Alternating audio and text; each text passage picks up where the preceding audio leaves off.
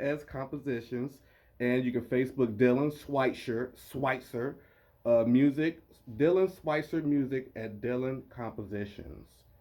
Right? Did I get it right? So it's Schweitzer. Schweitzer. There you go. Yeah, that was perfect. Yeah, it's getting better. There you go. Dylan is a film composer, producer, and performer, right? Yeah. All right. Well, just a couple of questions for you. I'm very intrigued. Thanks for coming on the show, Dylan. Of course. Of course. Awesome. Um, just for the newbies out there, what is a film composer? So, a film composer is someone who gets hired to write original music to accompany picture, typically for film and TV. So usually how that goes is, someone will kind of show me like the rough cut or where they're at in like the production process, and I try to write music that'll kind of accompany it to kind of help tell the story, kind of portray some of the emotions and the feelings that are kind of on the screen or kind of in the subtext, stuff like that. So.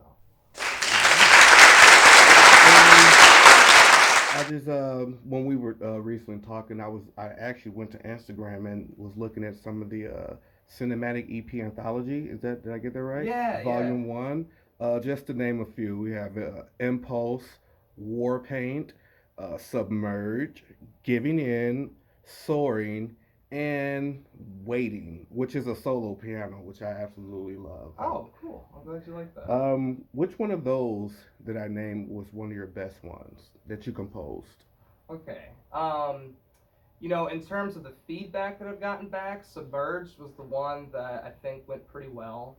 For that one specifically, it was kind of ironic because that was the one I was a little unsure of on the track, but when I shared that back in June, that was the song that everyone's like, yeah, that's the good one on there. That's the one you got to push out there.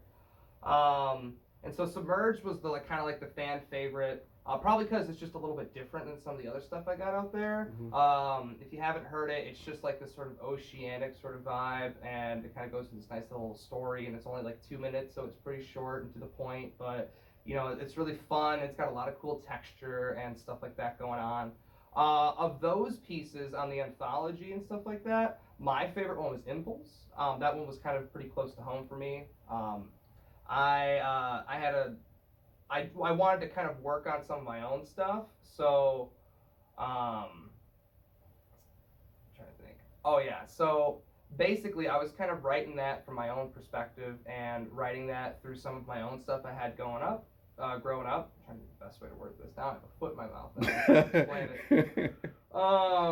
But yeah, that was kind of, no one really knows because I never really talked about it a whole lot, but that was actually from the perspective of like a divorced kid growing up, so it was very much from my perspective and kind of sitting in the middle between like two parents kind of going through that process and everything.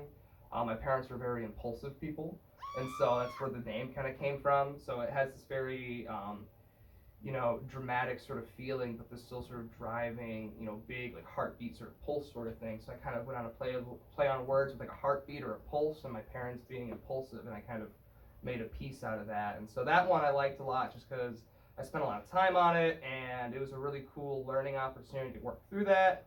That was like my first time writing for like a really large percussion ensemble. So we had like 10 or 12 different shaker parts, like 10 different percussion parts, regular drum parts, like a 25 piece percussion ensemble to play this tune. And it was so much fun to record and to try to write it out and be meticulous about all the little stuff. And that one took the longest to record, but I think because of that and all the hard work and everything, it was my absolute favorite to do, just because I really loved how it ended up turning out, just from like this small idea on the piano to being blown up into like a 60-track tune. So that one's my favorite. Now, when you think of film, well, at least when I think of film composer, cinematic, I don't know why Home Alone comes to my mind, but it's just, you think of the background music, right? That's, playing. Mm-hmm. Are you like leaning towards more of like being in major films one day, or have you been featured in any major films? No, I'm still pretty new to the game. But I mean, that would obviously be a nice goal. One of my two biggest goals for film is I would love. I mean, this is like big goal, and it's going to take me a long time to get there. But I would love to score some music for like DreamWorks or Pixar or something like that. I would love to do like a short animation film. I mean, that's where I got really excited about film when I was a kid, and I wasn't even necessarily paying attention to the music. It was just a part that was cool with it. I was just super into like, you know, Monsters Inc., for example. That was a movie I loved growing up. But like there's a Finding Nemo. That was another movie that really hit me at a young age. And when I got older and I started getting into film music, I started getting into Thomas Newman, the guy who scored Finding Nemo, and I started looking at all of his other work, and it was just like astounding.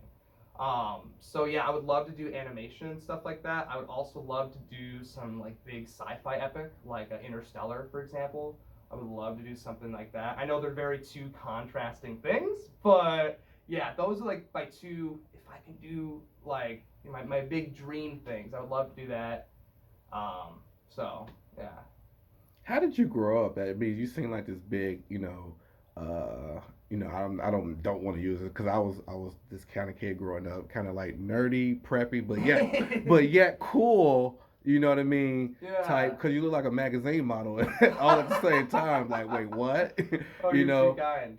But like, Yeah. how did you grow up? How was your childhood growing up? I'm just so intrigued. So I moved to the DeKalb area when I was about 8, so that's around third grade. Oh, nice. I lived in Elgin, St. Charles area growing up, but my parents were divorced and moved around a lot. So I was, every year we are kind of moving somewhere different.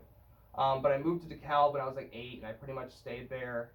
Um, I wasn't ever like the preppy kid. I probably would have been really mad at you if you would have called me that in high school or something like that, because I was the kid wearing like black skinny jeans and like metal band T-shirts, and I was trying to be that edgy kid. But it's funny because I was the edgy kid in choir class, so that's like a whole other vibe, like trying to be edgy in choir because that doesn't really work. But no, I grew up in the DeKalb area. I started getting involved in music. Well, I mean, I was involved in music at a young age by singing to the radio. I mean, anytime my parents were in the car, I was always singing along to the radio and pretending I was having my own rock concert in the back seat. And then I got into, and I did a lot of sports growing up. So I did like football, basketball, wrestling, that sort of thing. And I remember the first day, I think it was like the second or third day of music class, the choir teacher, who was also the music teacher, was talking about her choir. And she's like, oh, does anyone interested in singing and want to join the choir? And I raised my hand, like, I'd love to do it. Because I'm like, yeah, I'm always singing on the radio. I might as well learn how to do it for real. And so I raised my hand, and she laughed at me. And I'm like, why are you laughing? She's like, you don't want to join the choir. I'm like, yes, I do. And I don't know if it was because at the time I was in football and basketball. That was why she didn't like believe me. She thought I'd be like some jock or something. But she was just like, oh, you want to join? And I was like, yeah, I want to join. And she was like baffled but very excited to kind of take me on. And so in about 7th grade, I joined the school choir and stuff like that. By the time I got into high school, I had a couple of years of choir under my belt, and I was like in love with it. Just the whole large ensemble, everyone singing their own part sort of thing was like really, really cool to me. And when I got into high school and I realized that everyone was hitting puberty a lot faster than I was, maybe I'd have better luck singing than I would being on the football team trying to keep up with the seniors. So it was a great switch. I don't regret it. So I joined the choir there, and then I heard about this group called Madrigals. I had no idea what it was, but I'm like, it's another opportunity to sing, so I'll join it.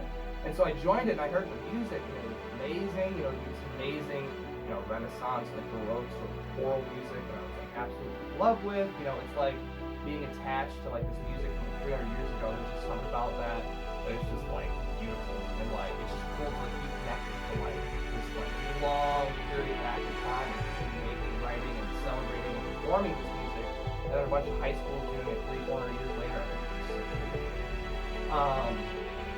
But I started getting into that, and it was kind of funny because I didn't know what madrigals was when I joined it, and I learned that madrigals were the guys wearing like the crowns and like their big fancy robes, and as like a freshman in high school, it was very, very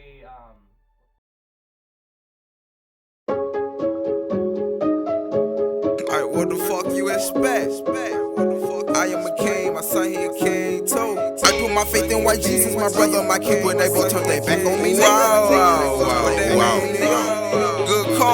Said I want a Christian, they look at me different. Rest in peace, Granny, I'm just reminiscing. Killed by my family, but Lord from the distance. Deal with depression, get high as a bird. Live by the streets, you gon' down the curve.